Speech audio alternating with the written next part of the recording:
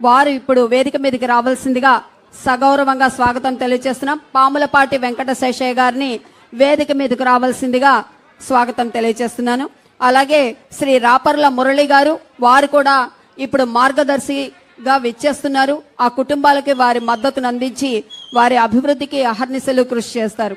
వారికి కరతాళ ధ్వనుల మధ్య వేదిక మీదకు రావాల్సిందిగా స్వాగతం తెలియజేస్తూ, గౌరవ ముఖ్యమంత్రి గారి ఆలోచనల మేరకు ఆర్థిక సమానత్వం కోసం విచ్చేశారు శ్రీ డాక్టర్ పాములపాటి వెంకటశేషయ్య గారు, అలాగే శ్రీ రాపర్ల మురళి గారు.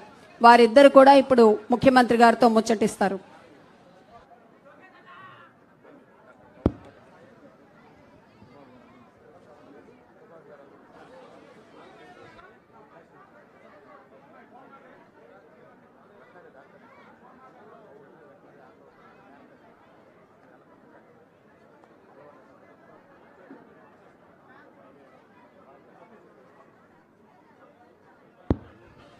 వారికి మంగళగిరి ఇప్పుడు ఇక్కడ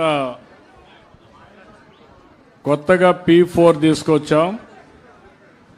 అంటే ఈ పేద కుటుంబాలను దత్తత తీసుకొని ఎవరైతే డబ్బులుండే వ్యక్తులు, సమాజం వల్ల పైకొచ్చిన వ్యక్తులు కొంతమంది ఇప్పుడు ఇక్కడ చూస్తే ఇండస్ట్రీ పెట్టారు, అలాంటి వ్యక్తులు ఉన్నారు.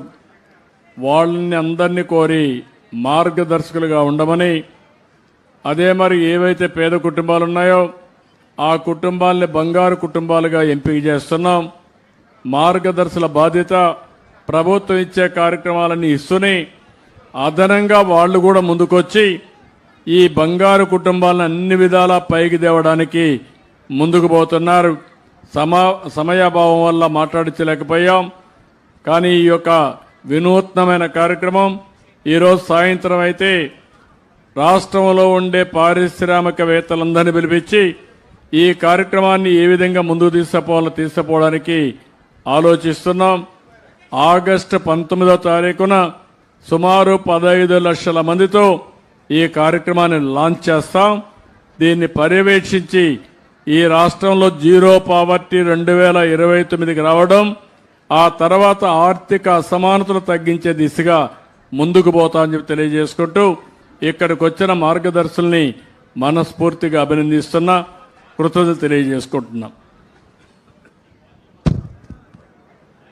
డాక్టర్ పాములపాటి వెంకటశేషయ్య గారికి నేతన్న నేసిన ఒక చక్కటి శాలువతో అభినందనలు తెలియజేస్తున్నారు. అలాగే శ్రీ రాపర్ల మురళి గారికి కూడా